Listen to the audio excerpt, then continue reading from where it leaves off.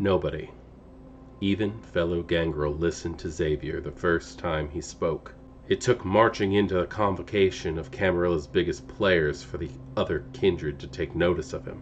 He spoke of interacting with one of the Antediluvians, and seeing his entire coterie eaten alive by this mythological creature. He accused the Camarilla of perfidy against its members, and cast aside his role of Gangrel Justicar. News travels slow amongst the Gangrel, for a clan with little hierarchy and no effective communication network. Slowly, Gangrel followed Xaviar out of the Camarilla, some becoming autarchists, while more ultimately joined the Anarchs. Gangrel now share a communal guilt for their initial disbelief of Xaviar's claims, and slow reaction to his proclamation, as he met final death soon after. Few know if the Camarilla or some other agency slew the mighty Gangrel, but all know their ancestor was wronged. Now they take up his torch and attempt to bring the Gangrel into truth's flickering light.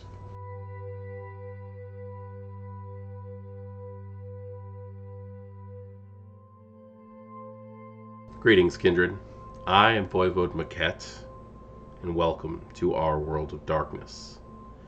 And Metaplot Monday, where today we're going to be discussing the Loresheet Descendant of Xaviar. Gangrel exclusive Loresheet, by the way, of course, because Xaviar was the Gangrel Justicar during the Week of Nightmares and the attack of the East Coast from the Sabbat.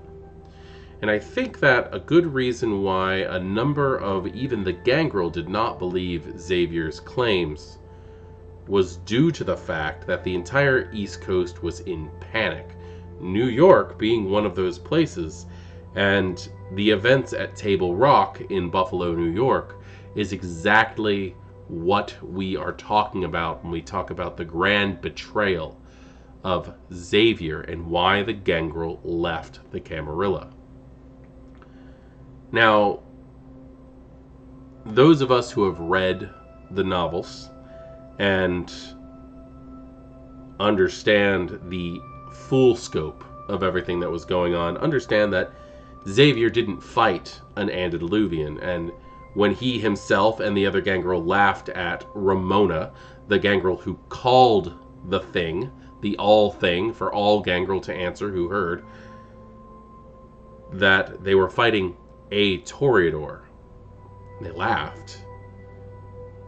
Xaviar came to believe that he was fighting Toreador, the actual Antediluvian, when in reality he was fighting a neonate Toreador that had gotten hold of a pretty powerful relic, the Eye of Hazamil, a Ravno relic that seemed to give this Toreador extreme powers of almost Khaldoonism, power of the land spirits themselves. He watched so many Gangrel die, and he, up until his death, was most likely haunted by the litany of Gangrel names and deeds that Ramona herself, to my understanding, the only documented other survivor of the events at Table Rock, was haunted by. Being a descendant of Xaviar puts you, in my opinion, Kindred royalty. Let's see exactly what that can get you. Investing one trait gets you Martyred Ancestor. Other Gangrel treat you with the respect they took too long to afford Xaviar. Despite any personal grievances, you can always find sanctuary with other Gangrel, if any are present in your current domain, at least until you insult them grievously. With them, you have 2 dots of status. This effectively gives you benefit of the doubt when it comes to other Gangrel. You are going to be listened to because they did not listen to Xaviar.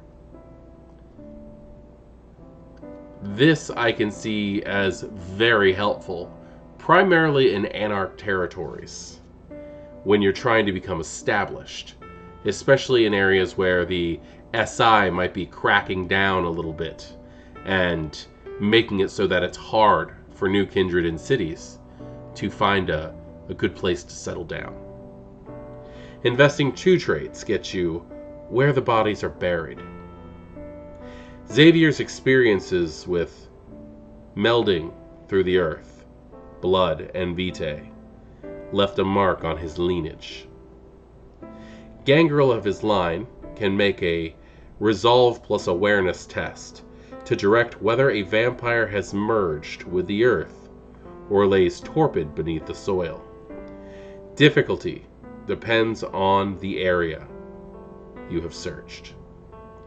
So, the amount of time and experience that Xaviar had has carried over through the blood to you. You have the ability to know whether or not another gangrel happens to be sleeping in this area. I can see a lot of elder gangrel deciding to not heed the beckoning by putting themselves into torpor, possibly trying to escape. This power right here also would help you understand where it is and is not a good place to set down roots and to earth meld for the day. Dedicating 3 traits to this Loresheet gets you Loyal Hound. You resisted the winds of change, remaining with the Camarilla despite your clan's actions. For your loyalty, the local Camarilla prince awarded you with status, feeding rights, and territory, amounting to 4 dots you can distribute among domain, herd, and status. Non-Camarilla gangrel despise you, and even Camarilla vampires of the other clans pity your solitude, but you guarantee yourself a voice among the primogen should any rebel gangrel pass through your domain. Loyal Hound makes you effectively the de facto primogen in your area if gangrel pass through. You are the one who chooses what happens to the gangrel, whether or not they can be trusted. You have so much you can gain from this if you actually decide to stick with the ivory tower. Not many gangrel would. But this is also one of those traits that I wouldn't necessarily say you had to be directly descended from a Xaviar to have. But that being stated, it does also put into focus how few kindred there actually should be in the world. That there shouldn't be dozens of choices or hundreds of choices for sires. And that even if you don't know, you very well might be a descendant of this elder gangrel. Investing 4 traits gets you Monstrous Bat. Xaviar's preferred bestial form was once that of a bat. But following his encounter with the Antediluvian, he found his form capable of changing into a hybrid between human and bat. Once per story, when the moon is just right, you can take the same form. This man-sized bat has an extra dot in all physical attributes and can glide in the air from any height. Biting in this form adds +1 aggravated damage to mortals and vampires alike. The Monstrous Bat opted here always made me think of the sheriff from Vampire the Masquerade Bloodlines, and how he had the Chiropteran Marauder form. That was actually always attributed to vicissitude, and it was an elder level of vicissitude in the older forms, where you could actually get a bat-winged horde form. And the sheriff was actually always suspected, never confirmed, with his uses of animalism and what appeared to be vicissitude to actually have been a Naglopter, which is the African legacy version of a Tzimisce. But with this power, it really does make me think that perhaps the sheriff was in fact a gangrel and had access to this monstrous bat form. Now, but this monstrous bat gives you once per story when the moon is right. In my opinion, that makes me think that during the full moon, they could turn into this. Possibly during the dark moon, when it was actually harder to see them flying through the sky. But the idea of turning into this monstrous bat form, which doesn't actually give you the biggest benefits, it gives you an extra dot in all your physicals. Extra dot in stamina, extra dot in dexterity, extra dot in strength, and an extra dot of aggravated damage, no matter who you bite. Humans and vampires, it states. This is such a very interesting power, and I want to see exactly how it works itself into the game. Investing 5 traits gets you experienced the Antediluvian. Xaviar was not the only gangrel to sink into the ground and find himself inside his clan founder's vast inhuman form. You have done the same, and the experience changed you.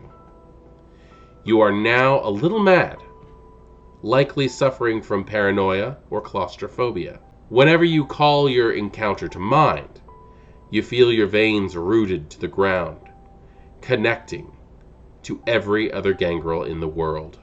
Once per story, you can sense any gangrel's location and drain a thimble of vitae from them to rest your hunger level to 2. You must be touching open ground, not concrete, to use this ability. This is a pretty intense power. The ability to not only sense all gangrel where they may be, but also to lightly steal just enough blood from them to be able to satisfy your hunger.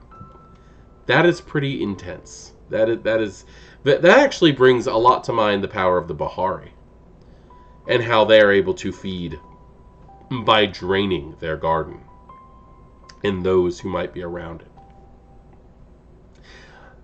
I am saddened by the fact that Xaviar has been put down. I'm interested in all of your thoughts on this. What exactly you think could actually be the case with Xaviar? Has anybody ever taken anything on this? And what are the